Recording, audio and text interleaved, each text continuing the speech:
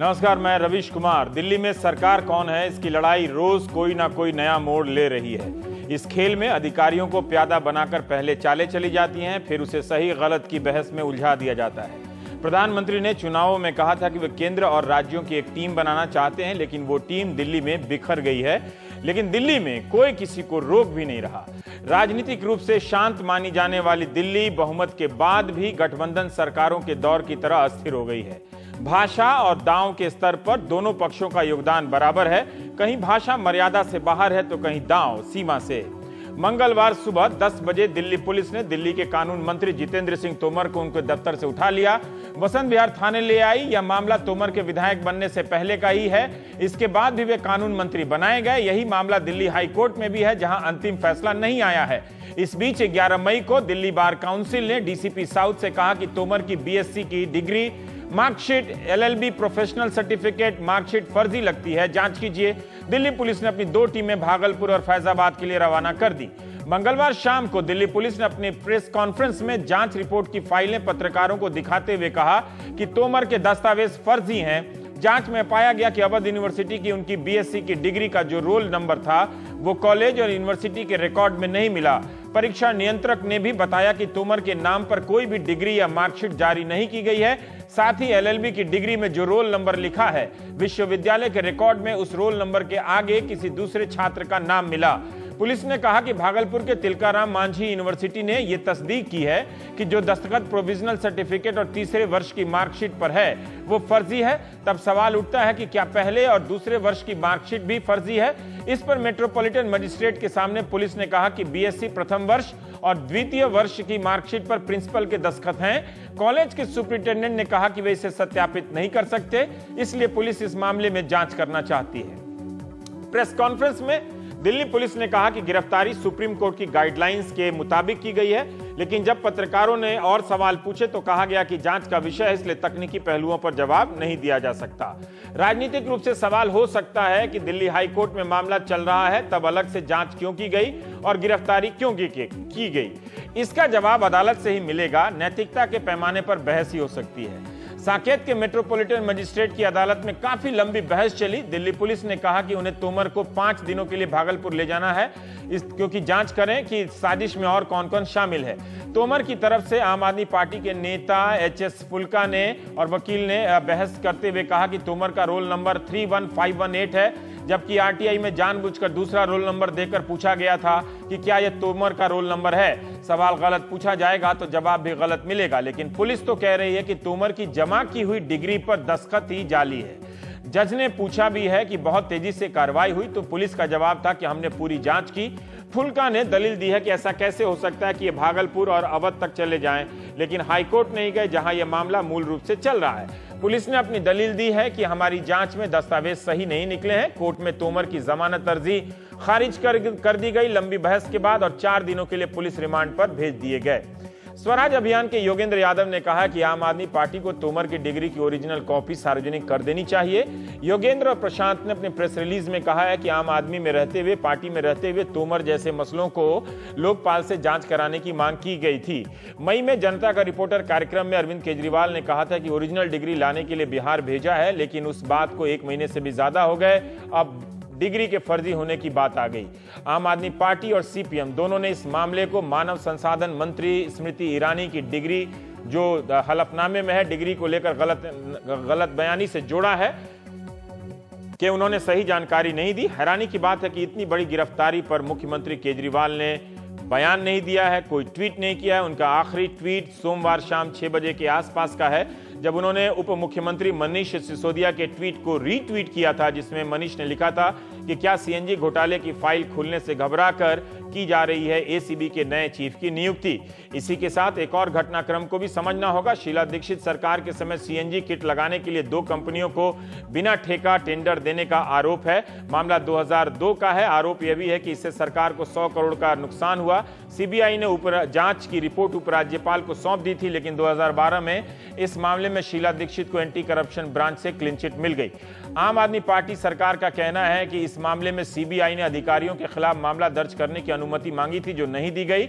सूत्रों के अनुसार दिल्ली सरकार एलजी के खिलाफ केस चलाना चाहती है क्योंकि उन्होंने गलत तरीके से केस बंद करने को कहा था। दिल्ली सरकार इस केस की दोबारा जांच के आदेश एसीबी को दे चुकी है। सोमवार को उपराज्यपाल ने अपने आदेश से एंटी करप्शन ब्रांच का एक नया मुखिया ज्वाइंट कमिश्नर मीणा साहब को बना दिया। दिल्ली सरकार ने कहा कि एसीबी में ज्वाइंट कमिश्नर का पद नहीं है। अभी तक एसएस यादव एसीबी के मुखिया थे, लेकिन उनके ऊपर नया मुखिया आ गया। एक नया पद रातों रात बन जाता है। मंगलवार शाम को खबर आती है कि तोमर की जमानत रद्द हो गई है। थोड़ी देर बाद खबर आती है कि उपराज्यपाल ने गृह सचिव धर्मपाल के तबादले के दिल्ली सरकार के फैसले को रद्द कर दिया है। मंगलवार दोपहर 3 बजे अरविंद केजरीवाल बिजली कंपनियों के मामले की जांच को लेकर सीएजी से मिलने गए। कुल मिलाकर एक कमेंटेटर अब रखना होगा जो बताता रहेगा कि दिल्ली सरकार का ये आदेश आ गया है और देखते देखते उपराज्यपाल ने उस आदेश को रद्द कर दिया है। उपराज्यपाल ने अब नया आदेश जारी कर दिया जिसे दिल्ली सरकार ने रद्द कर दिया है। देख रहे हैं हम सब तमाशा, आप सब और संविधान के सारे प्रमुख। वैसे एसीबी को लेकर तेलंगाना और आंध्र प्रदेश में भी एक नया मैच शुरू हो गया है। वहां भी कमेंटेटर की नौकरी है। नायडू ने गुंटूर की रैली में तेलंगाना के सीएम को चुनौती देते हुए कहा कि अगर तुम्हारे पास एसीबी है तो हैदराबाद के पास भी एसीबी है। यह मां वाला डायलॉग।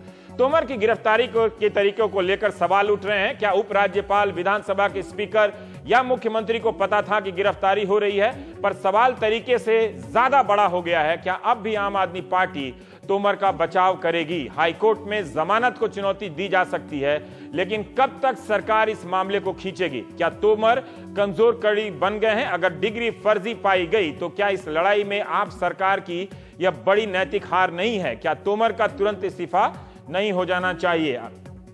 प्राइम टाइम में हम बात करेंगे। हमारे साथ संजय सिंह हैं, पॉलिटिकल एडिटर फर्स्टपोस्ट.com के, अभय दुबे जी हैं, राजनीतिक विश्लेषक, दिलीप पांडे प्रवक्ता आप, पुनीत मित्तल साहब हैं, महासचिव हैं, दिल्ली बार काउंसिल के हैं, और संजय कौल हैं, बीजेपी के प्रवक्ता हैं।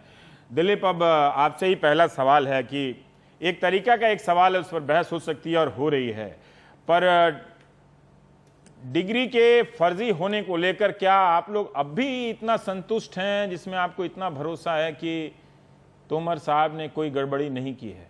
कितनी दूर तक खींचेंगे इसे? रवीश भाई, सबसे पहली चीज तो मैं ये कहना चाहूंगा, जो आपने अपनी उसमें प्रेफेस में बता दिया है कि ये मामला सब्जुडाइज है।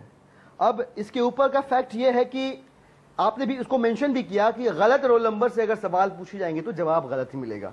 मेरे पास जिस यूनिवर्सिटी की आप बात कर रहे हैं, उस कॉलेज के प्रिंसिपल द्वारा सबमिट किया गया एफिडेविट अवेलेबल है, जिसमें उन्होंने ये बताया है कि उन्होंने एग्जाम पास किया है और ये लॉ की डिग्री सही है। मेरे पास वो आरटीआई का जवाब है जिसमें यह कहा गया है कि जिस रोल नंबर से सवाल पूछा जा रहा है उस रोल नंबर के तो नहीं है, लेकिन तोमर जी वहां पे पढ़ते रहे हैं। ये बीएससी की डिग्री की बात कर रहा हूं मैं। तो इन सारे जो सारे एविडेंसेस हैं, इनके कंटेक्स्ट में मैं जब सोचता हूं तो आप ही सजेस्ट करें कि मुझे किस पर यकीन करना चाहिए। आपने आरटीआई का जिक्र किया, लेकिन दिल्ली पुलिस ने आज प्रेस कॉन्फ्रेंस में जो दस्तावेज दिखाए वो आरटीआई के सवाल नहीं थे, वो वही डिग्री थे जो bar council, Delhi bar council में जो कोई भी वकील बनता है उसे वकालत करनी होती है तो वो जमा करता है, जहां तक मैं समझता हूं वो जमा किए गए थे। उनकी जांच की है दिल्ली पुलिस ने। अब आपको मैं एक चीज बताना चाहूंगा इसमें, दिल्ली पुलिस ने उस कॉलेज के प्रिंसिपल जिसने ये एफिडेविट हाईकोर्ट में सबमिट किया हुआ है, उसका बयान लेने की तकलीफ क्यों नहीं उठाई? उसका अगर बयान लेते तो वहीं पे उनको क्लैरिफाई हो जाता, लेकिन वो काम उन्होंने नहीं किया। उन्होंने यूनिवर्सिटी द्वारा सबमिट किए गए एफिडेविट को, जिसमें गलत रोल नंबर कोट किया गया था, उसको आधार बना के आज जल्दबाजी में जितेंद्र तोमर को अरेस्ट कर लिया है। ये दो चीजें हैं इसमें। एक जो आपने मेंशन किया सीएनजी फिटनेस स्कैम वाला, ये कड़ियां बेसिकली वहां से शुरू होती हैं। सीएनजी फिटनेस स्कैम में कंटेम्प्ट ऑफ कोर्ट करके इलीगल और असंवैधानिक तरीके से मीणा साहब की नियुक्ति की जाती है और उनको पहला असाइनमेंट यही दिया जाता है कि जितेंद्र तोमर को फ्रेम करके अरेस्ट करके एक स्ट्रॉन्ग मैसेज दीजिए कि हमारे खिलाफ अगर आम आदमी पार्टी का कोई भी व्यक्ति खड़ा होगा तो उसे कुचल दिया जाएगा। तो आप कह रहे हैं कि एसीबी ने गिरफ्तार किया है। एक सेकंड, सुबह नोटिस दिया जाता है। मीणा साहब को तो आपने चार्ज लेने नहीं दिया है ना दिलीप? मीणा साहब को तो आपने चार्ज लेने नहीं दिया ना? आपने कहा कि हम चार्ज नहीं लेने देंगे, वो कह रहे हैं कि हम चार्ज लेंगे। अब पता नहीं किसने अफसर, आप दोनों के, आपके और एलजी के अफसर लेके कहां बादाम खा रहे होंगे, मुझे मालूम नहीं है क्या कर रहे होंगे, है ना? चिनिया बादाम खा रहे होंगे, चाय पी रहे होंगे आईटीओ पे, मुझे पता नहीं है। लेकिन मैं ये जानना चाहता हूं कि ये तो दिल्ली पुलिस ने इसकी गिरफ्तारी की, दिल्ली पुलिस ने अपनी जांच में बताया है। अब मैं आपसे जानना चाहता हूं कि एक अदालत ने उन्हें 4 दिन के रिमांड पर भेज दिया है, तोमर साहब जेल में रहते हुए कानून मंत्री रहेंगे या आम आदमी पार्टी उनका इस्तीफा लेने पर कुछ फैसला कर रही है या कर चुकी है? देखिए, पहले तो मैं आपके सवाल के पहले हिस्से पे बात करूंगा। मैं पावर टू अरेस्ट को नहीं क्वेश्चन कर रहा हूं रवीश भाई, मैं नीड टू अरेस्ट को क्वेश्चन कर रहा हूं कि जरूरत किस बात की थी। जितेंद्र तोमर जी लॉ अबाइडिंग सिटीजन है, इलेक्टेड रिप्रेजेंटेटिव है और मिनिस्टर हैं, वो जांच में कोऑपरेट कर रहे हैं, सब कुछ करने को तैयार हैं, फिर भी 30 पुलिस वालों और 8 गाड़ियों के साथ एक माफिया को जैसे अरेस्ट किया जाता है उस तरह से उनको अरेस्ट करके जल्दीबाजी में ले जाने की क्या आवश्यकता थी? इस पे मुझे लगता है कि चिंता करने की आवश्यकता है, वो भी ऐसी पृष्ठभूमि में। अदालत ने इन सवालों को देखा होगा, मेट्रोपॉलिटन मजिस्ट्रेट ने दिलीप मेट्रोपॉलिटन मजिस्ट्रेट ने इस सवालों को तो देखा होगा ना, वहां तो ये सारे आपके लोग भी वकील लोग उन्होंने उठाया होगा। देखा होगा, बिल्कुल देखा होगा। 4 दिन के रिमांड पे भी हमारा कोई एतराज नहीं है और हमारा अधिकार भी है कि हम इसको चैलेंज कर सके हाई कोर्ट में। मैं उस पर बात नहीं कर रहा हूं, मैं तो सिर्फ प्रक्रियाओं पे बात कर रहा हूं। वो प्रक्रियाएं जो कनेक्ट करती हैं वो एसीबी के चीफ के मैनिपुलेशन से शुरू होती हैं, मैं उस पर बात कर रहा हूं। रहा सवाल तोमर जी के मंत्री बने रहने का, इसमें 2 चीजें हैं। एक बात तो है कि हमारे हाथ अभी डिटेल ऑर्डर आया नहीं है। अभी जब मैं आपसे बात कर रहा हूं, पार्टी के शीर्ष नेताओं की एक मीटिंग चल रही है जिसमें उस डिटेल ऑर्डर को स्टडी किया जा रहा है। अब जितेंद्र, तो इस बात का यकीन रखिए कि जो मॉरल स्टैंडर्ड्स की हम बात करते हैं, अनलाइक बीजेपी, हम उनके साथ खड़े भी होते हैं और अगर हमें लगता है कि यह गलत है तो नैतिक धरातल पर जो भी सही कदम होगा वो उठाया जाएगा और आपको सूचित होगा बहुत कम समयों में। ठीक है, लेकिन डिटेल ऑर्डर को स्टडी करने के बाद हाईकोर्ट में जाना भी हमारा अधिकार है। नहीं, वो ठीक है, आप सुप्रीम कोर्ट तक जा सकते हैं, उसमें मैं चुनौती नहीं दे रहा हूं, तो हमें न्यायाधीश क्यों होना चाहिए। मित्तल साहब हैं, संजय जी मैं आ रहा हूं, पुनीत मित्तल हैं जिन्होंने इसके खिलाफ शिकायत की है।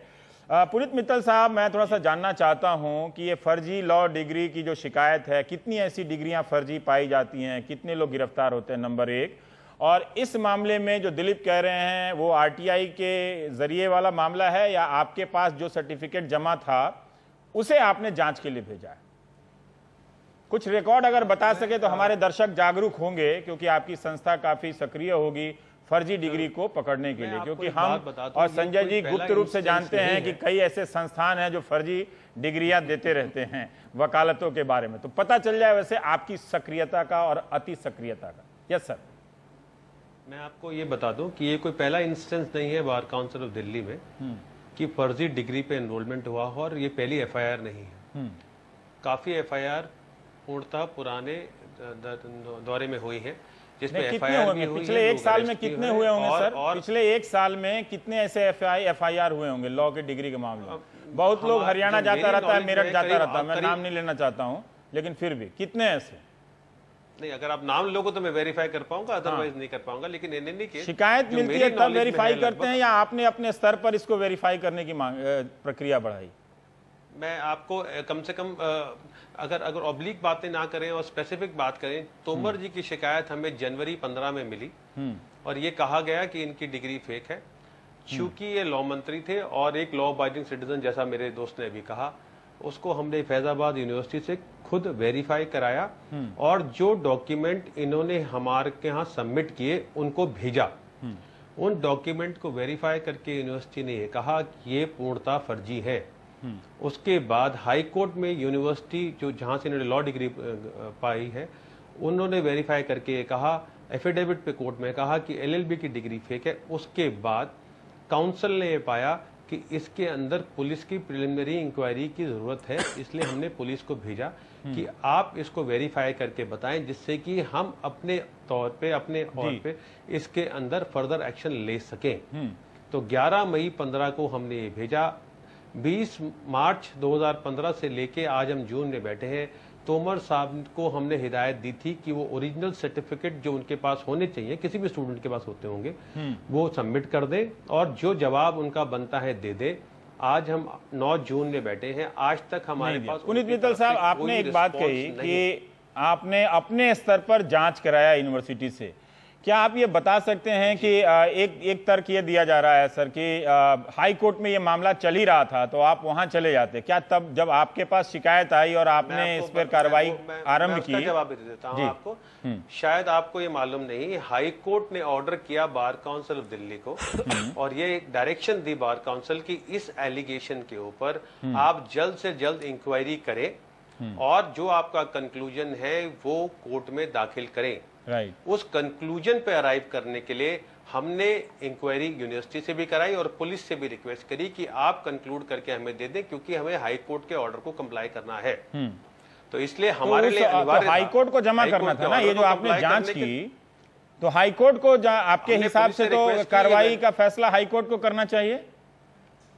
नहीं, आप दो बातें कर रहे हैं। एक बात में कह रहे हैं कि आपने अपने स्तर पर जांच की, दूसरी बात आप ये बता रहे हैं कि हाई कोर्ट ने आपसे कहा कि आप जांच करें। तो जांच करेंगे तो जिसने कहा उसको जांच रिपोर्ट सौंपेंगे या किसी और को सौंप देंगे आप?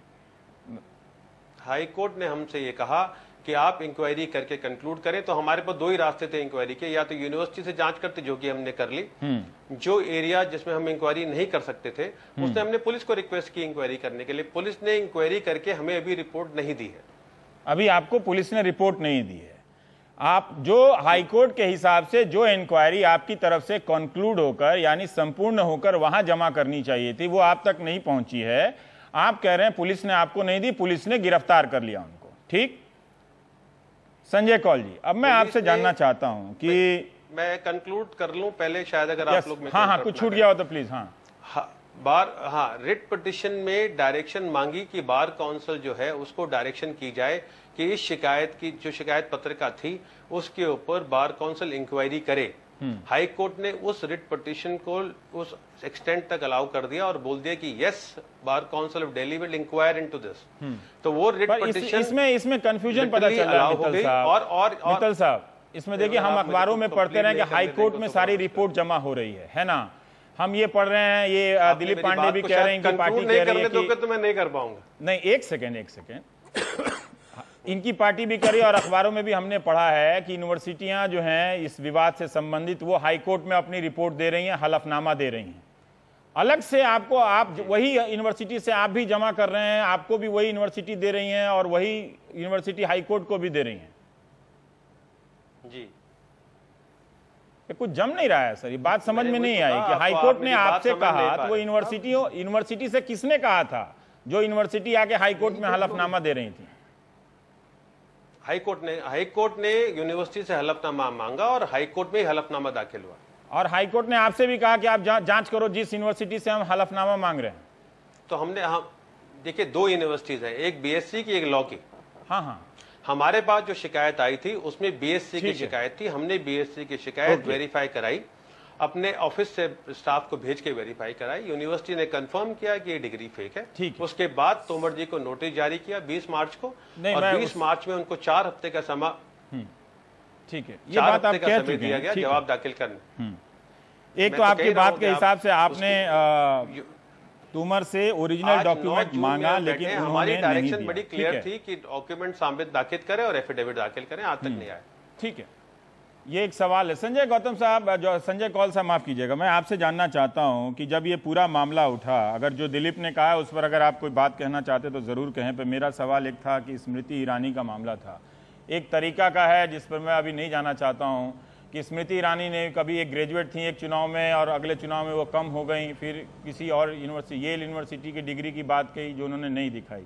एक और MP हैं बबन राव महाराष्ट्र के, जो 2014 में 5वीं पास हो गए, 2009 में वो 12वीं पास थे। तो ये घटते क्रम में डिग्रियों का विकास, इस पर एक लेख आना चाहिए। लेकिन मैं ये जानना चाहता हूं कि क्या सचमुच आपको लगता है कि कानूनी रूप से ये एक ऐसा मामला तोमर साहब के खिलाफ बनता है जो अब इसको डिफेंड नहीं किया जा सकता है?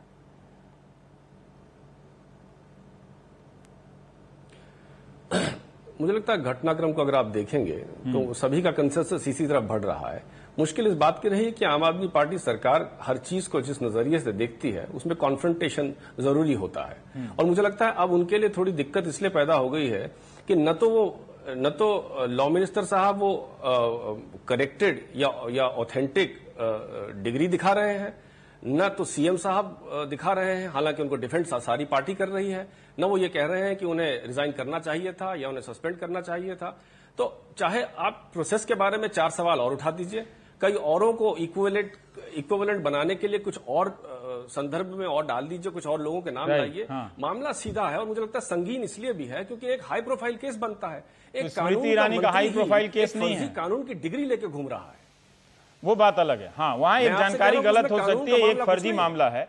पर आपने एक बात कही जी, नहीं, उसमें कोई फर्जी मामला नहीं है। हाँ, और कोई लीगल इशू नहीं है। अगर आपको लगता है कहीं पे कोई कमेंट है वो अलग बात है, और जो उठा रहे हैं उठाएं। फिर मैं आपसे दरखास्त कर रहा हूं कि उसकी वजह से न तो ये हल्का बनता है, न इसकी वजह से वो हल्का बनेगा। राइट। मगर क्योंकि मुद्दा आज का ये, और आपने सवाल इसके संदर्भ में मुझसे पूछा, तो मैं आपसे ये कहना चाह रहा हूं, उससे एतराज था तो ये कोर्ट में जाते स्मृति ईरानी के खिलाफ। कॉलेज ने ये कहा कि वो जी जो जाए सो जाए, लेकिन आपने जो सवाल मुझसे पूछा वो कम तो नहीं होगा। लॉ मिनिस्टर दिल्ली का खुद ही एक फर्जी डिग्री लेकर सबसे पहले तो कानून के अपने क्लाइंट्स को धोखा दे रहा है, अब दिल्ली की जनता को दे रहा है, और कानून और दिल्ली की सरकार उसको डिफेंड करने में लगी हुई है। ये तो पहले भी सुलझ सकता था अगर उनसे कह दिया गया भी तुम्हारी इन्वेस्टिगेशन है, तुम्हारे बारे में 4 सवाल है, और जैसा आपको प्रशांत भूषण या योगेंद्र जी ने कहा कि अंदर रहते हुए उन्होंने इस बात को उठाया। एक सवाल का जवाब परसिस्ट करने की आवश्यकता क्या, ये मजबूरी मान लीजिए कि आपकी सरकार होती दिल्ली में और केंद्र सरकार कोई किसी और पार्टी की होती, क्यों बनाना था? जी शायद आप एक दूसरे टेक्नोलॉजी से, तो मेरी आवाज देर से पहुंचेगी। मैं अब सवाल पूछ रहा हूं कि मान लीजिए आपकी सरकार दिल्ली में होती और केंद्र में कांग्रेस की सरकार होती, और इसी तरह से कानून मंत्री को बिना मुख्यमंत्री या एलजी के नोटिस दिए हुए जानकारी में गिरफ्तार कर लिया जाता, तो क्या आप स्वागत करते? अगर ये सवाल मुझसे पूछ रहे हैं आप, तो मेरा जवाब पहला तो ये है कि इस बार पुलिस की प्रेस कॉन्फ्रेंस में क्लियरली कहा गया कि सारी प्रोप्राइटी और प्रोसीजरली उसको आपने इस अरेस्ट को किया है, और जो ये इन्फॉर्मेशन की बात थी स्पीकर के पास ये इन्फॉर्मेशन पहुंचा दी गई थी, ये भी कंफर्म हो गया है। पहली बात। दूसरी बात कि अगर हम सेंटर में होते और ये कोई और पार्टी होती, तो सबसे पहली बात दिल्ली के मुख्यमंत्री, दिल्ली की सरकार को यह होनी चाहिए कि वो इस गलतफहमी में न रहे कि वो एक फुल स्टेट है। सारी गड़बड़ यहीं से पैदा हो रही है कि आपने इलाका तो जीत लिया, लेकिन अब आप चाहते हैं इसकी बाउंड्री उस तरह की हो जैसे आप बताने ये बताने में आपको बड़ा अच्छा लगता है, ये सीमा बताने में, यही तो राजनीति है ना सर। अच्छा, एक सवाल मैं दिलीप पांडे से जानना चाहता हूं कि आप ये ओरिजिनल डिग्री दिखा क्यों नहीं देते? अगर आपको लगता है कि डिग्री आपकी फर्जी नहीं है, तो ओरिजिनल डिग्री क्यों नहीं दिखा देते? संजय कौल कहते हैं आप दिखा दीजिए कि आपकी डिग्री ओरिजिनल है।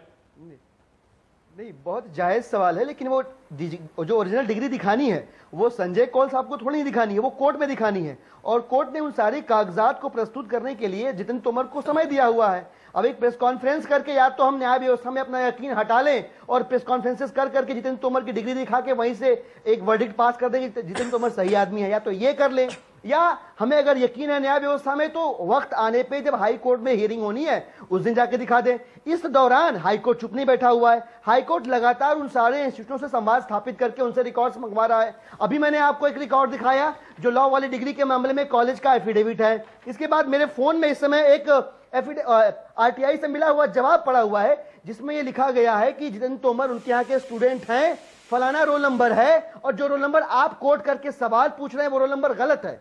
तो सवाल ये पैदा होता है कि हम टीवी स्टूडियो में बैठ के न्यायाधीश बन के अपना फैसला सुना दें जैसा कि संजय कौल साहब कर रहे हैं, या इस देश की न्याय प्रणाली में हमारी आस्था बची हुई है। जब फेयर रहिए संजय कौल जी, संजय कौल जी कह रहे हैं, मैं आपको नहीं कह रहा रवीश भाई, संजय कौल जी को कह रहा हूं। संजय कौल जी कह रहे हैं कि फर्जी डिग्री है, फर्जी लॉ मिनिस्टर है। अरे भाई साहब, मैं ये नहीं कहता कि रवीश सवाल रवीश भाई, मैं ये नहीं कह रहा हूं कि दो गलत चीजें मिलकर एक को सही कर देती हैं। मैं कतई भी स्मृति ईरानी के डिग्री पे सवाल नहीं उठा रहा हूं। ठीक है, मैं कतई 30% हीनियस क्रिमिनल केसेस वाले सवाल नहीं उठा रहा हूं। मैं निहाल चंद की भी बात नहीं कर रहा हूं। संजय को जरा बात पूरा कर लें। सवाल ये नहीं,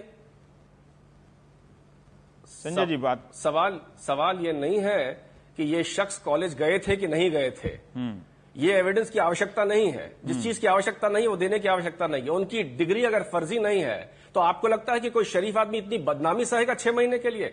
ये सरकार आज झुलझ रही है उसकी आग से, और आप कह रहे हैं कि हम दिखाएंगे तो हम हाईकोर्ट में दिखाएंगे। चलिए दिखाइए तो सही। सह रहे हैं 6 महीने से, 1 साल से। खैर ठीक है अभय जी, मतलब राजनीति में नैतिकता तो अगर सच्चाई हो तो बदनामी कोई नहीं सहता है। हाँ, ये बात अलग है। आपके तरफ सच्चाई है, इनके तरफ नहीं है। इनके अब पता नहीं क्या है।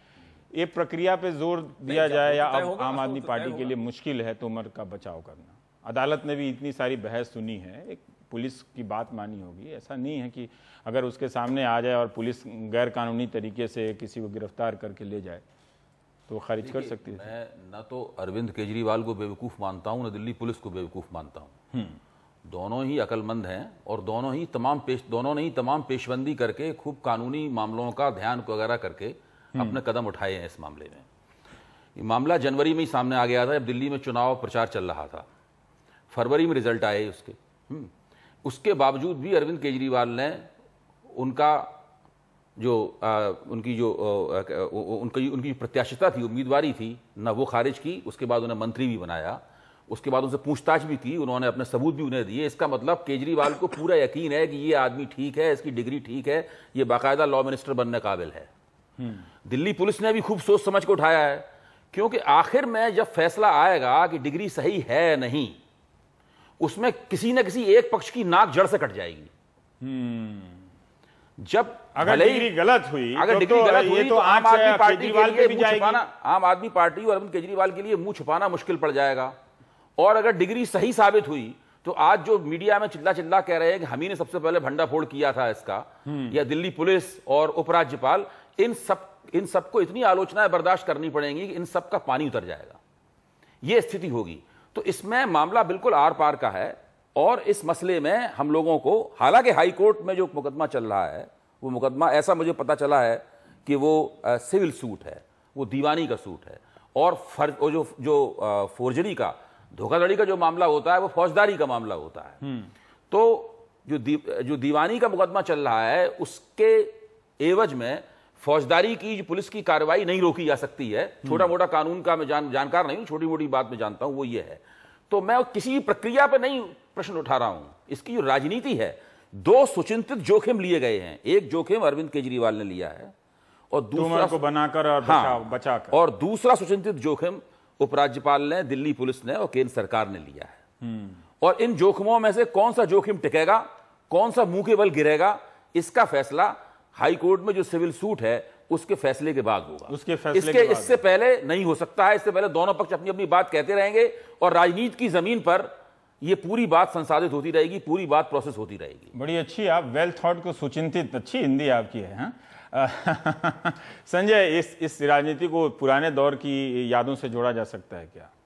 ये क्या हो रहा है कि लेफ्टिनेंट गवर्नर कभी चिट्ठी लिख रहे हैं, कभी चीफ मिनिस्टर लिख रहे हैं, तो फिर चुनाव लेफ्टिनेंट गवर्नर का ही होना चाहिए था। अगर आज ये बताया जा रहा है कि इस तरह से तो शीला दीक्षित के समय होता नहीं था कि एक अगर कोई अधिकारी का ट्रांसफर हो रहा है तो उधर से आ जा रहा है, रातों रात अगर एसीबी का कोई चीफ है तो उसके ऊपर एक नया पोस्ट बनाकर कर रहे हैं। इसका मतलब है कि आप सरकार को काम नहीं करने देना चाहते हैं। देखिए, दो इसमें चीज है रवीश। एक तो दिल्ली में जो हो रहा है, ये किसी भी रियलिटी टीवी के लिए हिट शो है, जो कंटिन्यूअस सोप ओपेरा है।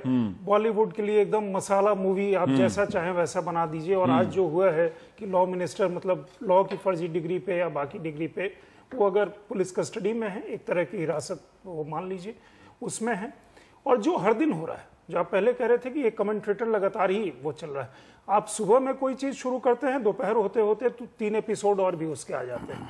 एक तो प्रक्रिया क्या सेंटर जानबूझ के, जैसे भी संजय जी का जवाब था कि दिल्ली पूर्ण राज्य नहीं है, वो ये समझ लें, तो क्या मतलब उनको बताया जा रहा है कि वो इसी दायरे में काम करें? उसमें रवीश दोनों चीज है। अरविंद केजरीवाल की सरकार जो है, चूंकि वो एक आंदोलन से उपज करके आए हैं, एक कन्फ्रंटेशन से उपज करके आए हैं, वो भी एक सीमा को हर समय टेस्ट करते रहना चाहते हैं कि कहां तक। इसमें क्या गलत है? नहीं, झगड़ा नहीं, उसमें देखिए क्या होता है कि जैसे आज कोई ये कह रहा था कि क्या केंद्र ऐसा स्टेप लेना चाहिए था, या हर स्टेप में हर समय में भी तो सीएम की सीमा का टेस्ट ले रहे हैं ना। हर समय अरविंद केजरीवाल ने भी कुछ ऐसी भाषा का इस्तेमाल किया जो एक संवैधानिक पद पे बैठे व्यक्ति के लिए जायज नहीं है। लेकिन एलजी क्या कर रहे हैं? दिन रात तो वो भी यही कर रहे हैं, वो चीज कर रहे हैं। क्योंकि देखिए, इसमें क्या है कि दोनों साइड वो अलग अलग वो टेस्ट करता चला जा रहा है। इस प्रोसेस में क्या हो रहा है कि गवर्नेंस जो है वो एक डिप कर जा रहा है। आज पूरा का पूरा मसला जो है, मुझे जो कन्वेंशनल विजडम कहता है कि अगर एक सिंपैथेटिक या कोऑपरेशन होता केंद्र की सरकार से, तो शायद ये अरेस्ट नहीं होता, जो कन्वेंशनल विजडम कहता है। हो सकता है कि अगर होता तो ये गिरफ्तारी या तरीका इसका बदल दिया जाता, तरीका बदल जाता, ये चीज टल जाती, या तो कन्फ्रंटेशन दोनों तरफ से है। मतलब तरह का मसला है। क्या आप राजनाथ सिंह के बयान को ये यकीन करते हैं कि गृह मंत्रालय को नहीं पता होगा कि दिल्ली का कानून मंत्री? रवीश, वही मैं कह रहा हूं कि जो कन्वेंशनल विजडम है वो ये नहीं कहता है कि इतनी बड़ी गिरफ्तारी के पहले दिल्ली पुलिस उसका क्लियरेंस नहीं ले। ये है ना? और राजनाथ सिंह बड़े आराम से कहते कि हम, आपको पता है कि हम गिरफ्तारी के आदेश नहीं जाते। जो अभय जी जो चीज कर रहे हैं, ये है दिल्ली पुलिस भी हाथ तब तक ये सोच करके, या केंद्र भी उसका क्लियरेंस नहीं देगा जब तक उनके पास चीजें ना हो। अरविंद केजरीवाल देखिए, आज वो हिरासत में है, शिबू सोरेन का केस ले लीजिए, उमा भारती का केस ले लीजिए, लालू यादव का केस ले लीजिए, गिरफ्तारी की आशंका पे सभी ने रेजिग्नेशन दिया है। इस समय में तोमर कानून मंत्री हैं दिल्ली के, और अगले 4 दिन जब तक वो चैलेंज नहीं होता उसका अभय जी ये बात सही है संजय की, जो आशंका पे या होने वाली है, कई बार ऐसा हो जाता है कि कोर्ट का ऑर्डर आ गया या ऐसा अरेस्ट हो सकता है तो लोग रिजाइन कर देता है। तो क्या इसमें आम आदमी पार्टी को, अभी दिलीप कह रहे थे कि हम नैतिकता के मामले में पीछे नहीं हटेंगे, हम विचार कर रहे हैं, क्या इस अरेस्ट के बाद ही ये फैसला नहीं ले लेना चाहिए था कि जब कोर्ट में है तो कोर्ट में आ जाएगा? मेरी जाती राय है, इस गिरफ्तारी के बाद में उनको कानून मंत्री के पद से हटा देना चाहिए, और अगर वो वास्तव में अदालत के जरिए बेकसूर साबित होते हैं, क्योंकि अब जरिया तो वही बच गया है कि अदालत इनकी डिग्रियां ठीक साबित होती हैं, तो फिर बाकायदा पूरे समारोह के साथ उन्हें दोबारा कानून मंत्री बनाना चाहिए।